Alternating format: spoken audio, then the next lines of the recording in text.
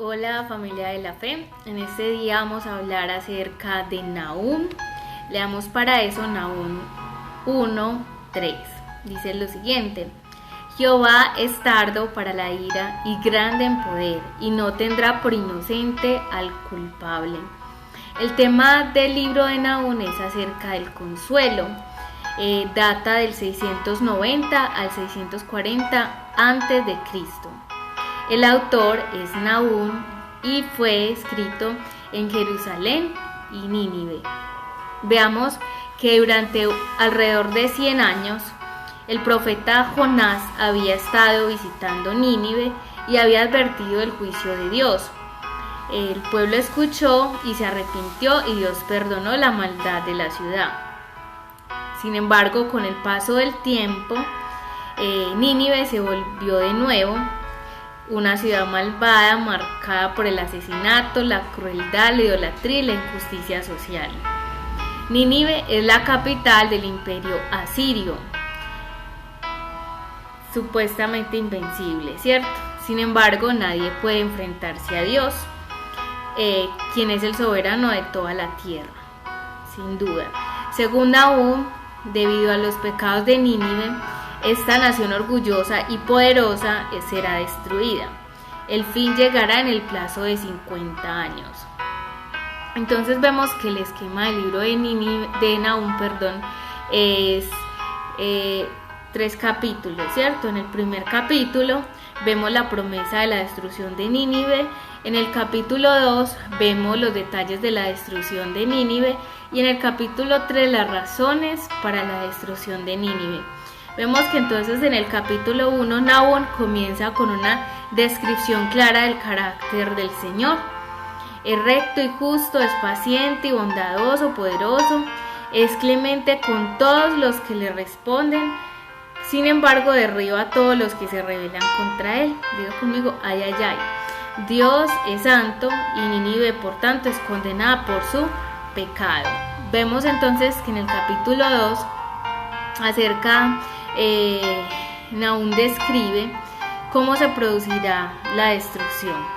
Los atacantes, los medos y los babilonios, causarían una gran confusión en la ciudad. Las personas intentarían huir y serían tomadas cautivas. Todas las riquezas de la ciudad serían saqueadas. Dios promete, por tanto, que la destrucción sería completa. Asiria sería totalmente destruida y nunca regresaría, pero Judá sería restaurada. En el capítulo 3 vemos que es una serie de acusaciones, las razones por las cuales Nínive iba a ser destruida. Y es que Nahum explica las razones por las cuales Dios castigaría a Nínive. El hecho que las personas de la ciudad sean tan malvadas revela que el juicio de Dios es merecido. Vemos que el mensaje principal de Nahum es acerca de la paciencia, el poder, la santidad y la justicia de Dios. Puede ser lento expresando su ira, sin embargo su justa venganza es segura. Este libro ofrece al reino de Judá algunos rayos de esperanza, incluso cuando junto con todas las naciones de sus alrededores, han sido absorbidos por Asiria. Las personas de Judá que confían en el Señor pueden consolarse escuchando que el juicio de Dios caería sobre los orgullosos y brutales asirios. Entonces, ¿cómo podemos aplicar el libro de Nahum a nuestra vida? El libro y el mensaje de Nahum pueden también ofrecernos un gran consuelo en los momentos de incertidumbre en los que hoy día vivimos. Debemos recordar constantemente el carácter y la naturaleza de Dios y no temer a ningún poder ni a ninguna persona. Él controla todo lo que sucede y puede proteger y mantener a los hijos de Él. Así que Dios tiene cuidado de nosotros. ¿Qué lección más nos da Nahum para nosotros? Que incluso los enemigos más poderosos que amenazan o oprimen al pueblo de Dios caería algún día. Nadie puede esconderse del juicio divino. Dios no solo hace responsables de sus actos a las personas, también a las ciudades y naciones enteras. O sea, Dios no solo nos juzga a nosotros de manera personal, sino también a las naciones, a los países. El mismo Dios que odiaba el mal en los tiempos bíblicos, odia el mal hoy en día. Entonces, veamos ahora el libro de Habacuc y leamos Habacuc 2:4. El justo por su fe vivirá. Entonces, el tema de Habacuc es la confianza en Dios. Data del 607 a.C., fue escrito por Habacuc y fue escrito a Judá, ¿cierto? En el reino de Judá. Hacia el final del reino de Judá las cosas habían empeorado. El buen rey Josías había muerto en una batalla y todas las reformas que había puesto en marcha durante su reino pronto se echaron a perder, con la rápida sucesión de malos reyes, 3 hijos y un nieto. Esa maldad descontrolada hizo que Habacuc, un profeta poco conocido contemporáneo de Jeremías, se cuestionara el silencio de Dios y su aparente falta de juicio para depurar al pueblo del pacto. Como Job, Habacuc preguntaba, ¿por qué? La segunda vez que el profeta hizo esta pregunta, Dios contestó con un torrente de pruebas y predicciones. Habacuc finalmente vislumbró algo del carácter y la naturaleza de Dios y en respuesta solo pudo asombrarse y alabarlo.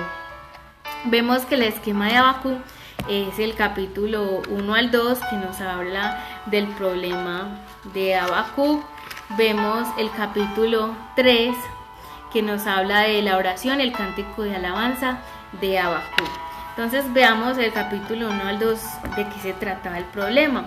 Les dice, Habacuc tiene problemas para entender la forma de actuar de Dios. ¿Cuántos se han preguntado eso? Yo me pregunto todos los días. Sin embargo, Dios es soberano, ¿cierto? ¿Por qué permite que los malvados de Judá queden sin castigo? Dios le da una respuesta al profeta, que éste no espera. Él utilizará a los babilonios para castigar a Judá. Ahora Habacuc tiene un problema todavía mayor. ¿Cómo puede un juez justo castigar a Judá a través de una nación que es incluso más malvada? Dios le responde que es consciente del pecado de Babilonia y le asegura que los babilonios no escaparían de su terrible juicio. Sin embargo, Judá, dice Dios, es culpable de ofensas similares y sufrirá la misma condena. El Señor concluye su respuesta a Habacuc con una declaración en la que reafirma su soberana majestad. Jehová está en su santo templo, calle delante de él toda la tierra. Bueno, diga conmigo, porque según este libro, el Señor está diciendo que el Señor juzga a su pueblo con una nación peor. Y hay veces nos quejamos que hay otras naciones, aquí en Colombia, que están haciendo cosas malas, que están matando, que están robando, que están haciendo muchas cosas, pero ¿por qué el Señor está castigando a esta nación con esas otras naciones? ¿Por qué está permitiendo al Señor eso? Y dice aquí que era por la maldad del mismo pueblo de Dios. Diga, Capítulo 3. Oración y cántico de alabanza de Habacuc. El profeta comienza este libro preguntando a Dios. Sin embargo, lo concluye con un salmo o cántico de alabanza. Entiende y reconoce la sabiduría de Dios respecto a la invasión de los babilonios. Pensar que el juicio vendrá de una nación mala le aterroriza. Sin embargo, confía en Dios. ¿Y por qué no? La obra fiel, creativa y redentora del Señor a favor del pueblo judío hace que el profeta confíe en los propósitos divinos y en su esperanza. Sin interrupción, incluso ahora, de lo contrario solo le quedaría desesperarse. Por ejemplo, cuando nosotros, el último domingo, el cual antes de la cuarentena, antes de iniciar la cuarentena, ese último domingo que predicamos en el culto, que yo fui inclusive la que prediqué, el Señor nos dio la palabra de Habacuc, que aunque en las vides no haya fruto, no haya vacas en los corrales, aunque las manadas no den mantenimiento, con todo, yo me gozaré en Jehová. Entonces vemos que el Señor ya con esa palabra prácticamente nos dijo todo, nos dijo prepárense, que lo que viene es tremendo, aunque todo esté cerrado, aunque no haya gente a la cual predicar, que no haya sostenimiento para ustedes, para la iglesia, con todo, alégrense en Jehová. Y el Señor sabe por qué hace lo que hace. Simplemente Él lo dijo y Él hace lo que Él quiere. El mensaje principal. Habacuc era lo que las personas en la actualidad denominan un espíritu libre. Le gustaba aventurarse más allá de lo establecido y enfrentarse a temas que pusieran a prueba su fe. Miró a su alrededor y vio que el pueblo de Judá estaba pecando de forma flagrante, sin limitación alguna. La injusticia se había extendido. Sabemos que es flagrancia, ser pillado en el acto, ser observado cometiendo un delito, que te cojan instantáneamente cometiendo un delito. Te has pillado en ese momento haciendo un delito, eso es flagrancia. Entonces el pueblo estaba siendo observado cometiendo delitos. O sea, sabemos que para probar que alguien hizo algo malo deben haber, ¿cierto? Según el derecho, un sistema de pruebas, ¿cierto? Pero la flagrancia es coger al criminal haciendo el delito en el momento. Entonces, la injusticia se había extendido en el pueblo de Judá. Habacuc, abierta y honestamente, dirige sus preocupaciones a Dios y espera ver cómo responde a sus preguntas. Dios dice que juzgará al pueblo de Judá y, para sorpresa de Habacuc, dice que utilizará la malvada Babilonia como instrumento de justicia. Entonces Dios juzgó a Judá con la nación malvada de Babilonia, que era mucho peor que Judá. ¿Y por qué estaba juzgando Dios a Judá? Porque estaban cometiendo pecados en flagrancia. O sea, ellos no podían decir que era mentira, que no estaban pecando, porque eran vistos delante de todo el mundo. O sea, lo hacían delante del sol, de día, o sea, que todo el mundo los veía, que estaban haciendo lo malo. Entonces Dios tuvo que permitir que viniera una nación extranjera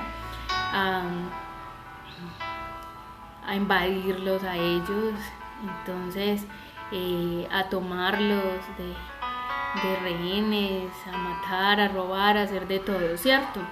Y Dios está diciendo que si Él está pillando a su pueblo cometiendo pecado, entonces va a venir una nación extranjera a hacer justicia. Dios permite que naciones extranjeras vengan, maten, roben, hagan lo malo. Entonces hay veces nos quejamos de por qué vienen extranjeros a hacer lo malo a Colombia, pero realmente es por el pecado del pueblo de Colombia y sobre todo del pueblo de Dios, porque Dios está hablando aquí sobre todo de una nación y de un pueblo específico, ¿cierto? De la nación de Israel y del pueblo de Judá, ¿cierto? Entonces, ¿cómo aplicamos de manera personal el libro de Habacuc en nuestra vida? El centro del mensaje de Habacuc reside en su llamamiento a confiar en Dios.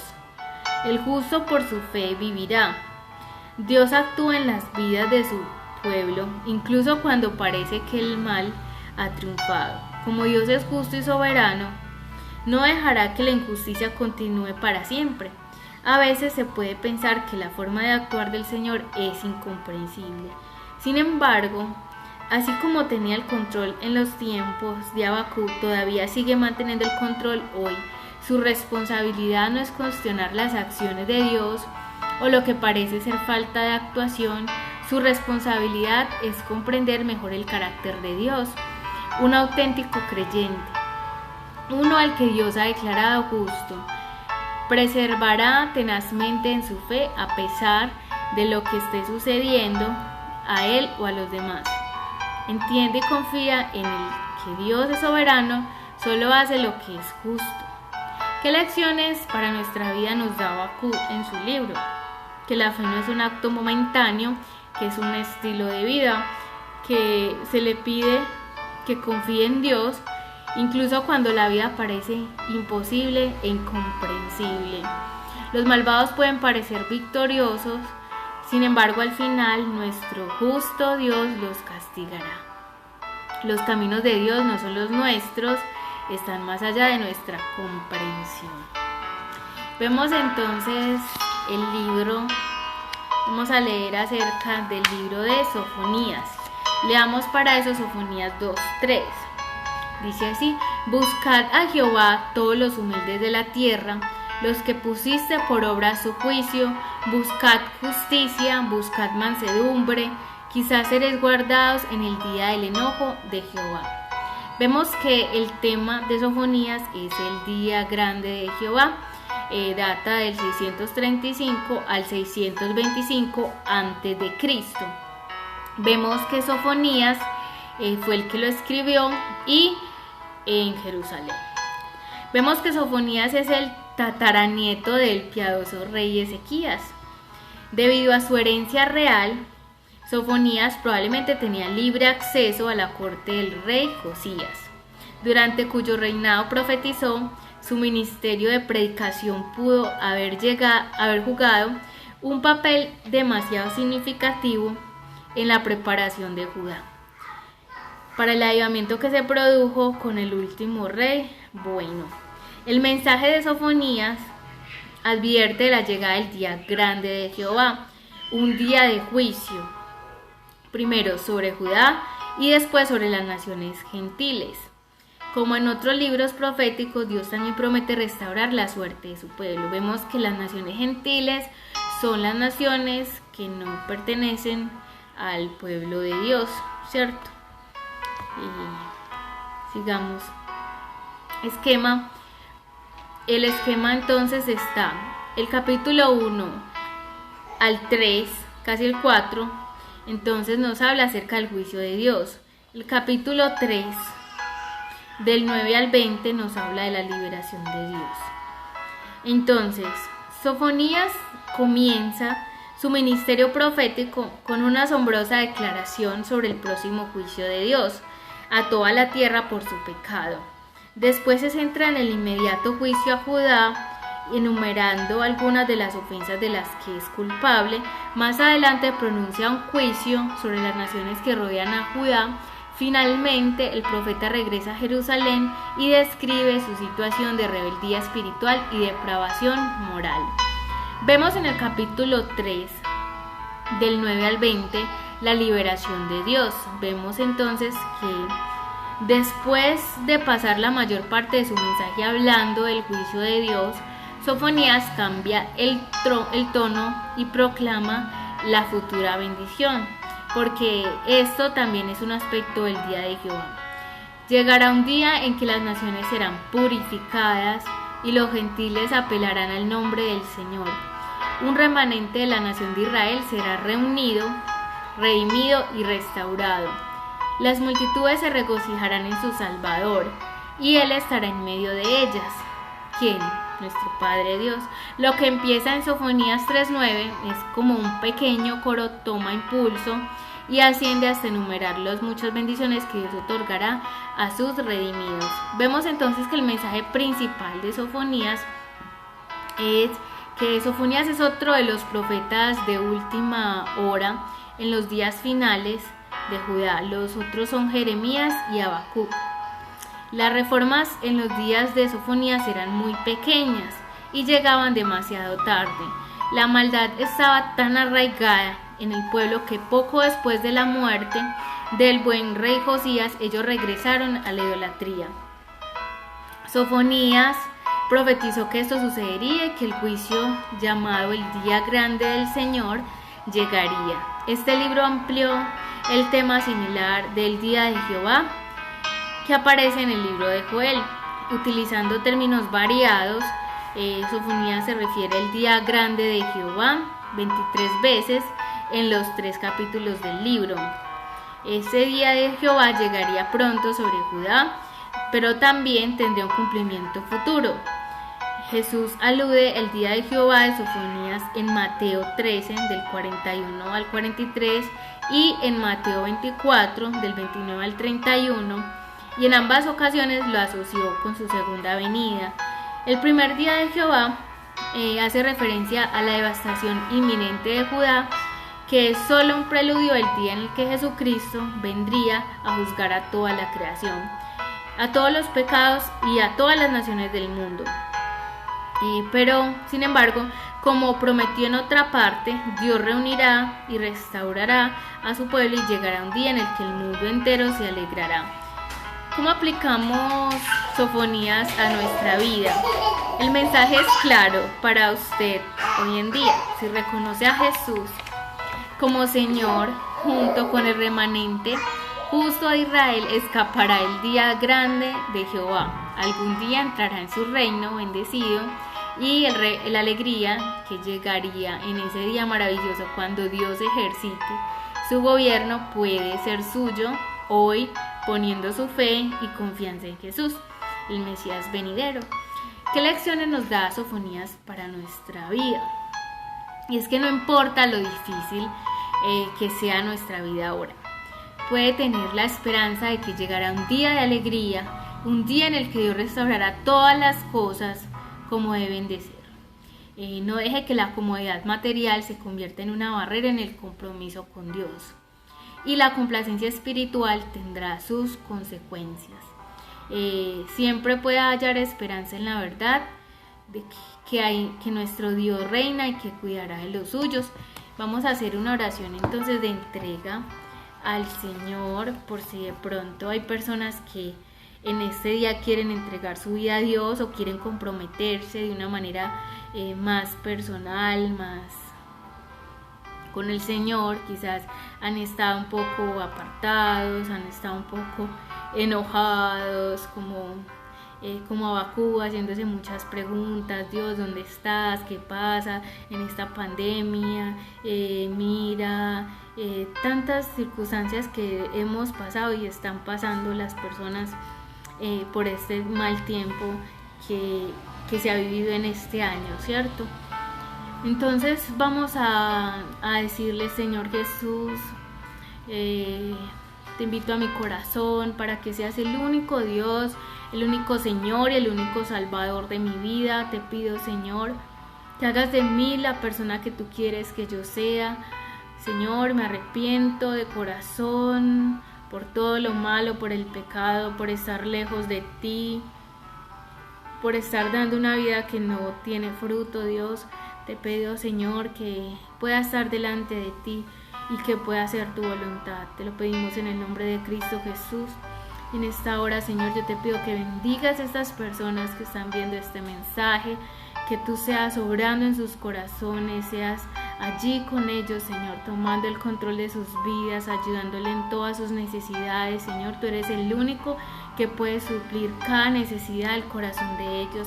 Te lo pedimos en el nombre de Cristo Jesús y oramos por los enfermos. Oramos por las personas que tienen alguna necesidad especial, que necesitan recursos en este momento, que tú seas proveyendo, Señor, para cada uno de ellos, Señor. Te lo rogamos en el nombre de Cristo Jesús. A ti sea toda la gloria, Señor, y que toda persona que está enferma, que está hospitalizada, que tú seas allí obrando, Señor, su sanidad en su garganta, todos los que estén en UCI por coronavirus. Creemos en una sanidad, Señor, y que tú no solamente estás restaurando su cuerpo físico, sino que también está restaurando su vida, su alma, su espíritu. En el nombre de Cristo Jesús te damos toda la gloria y la alabanza. Amén, amén.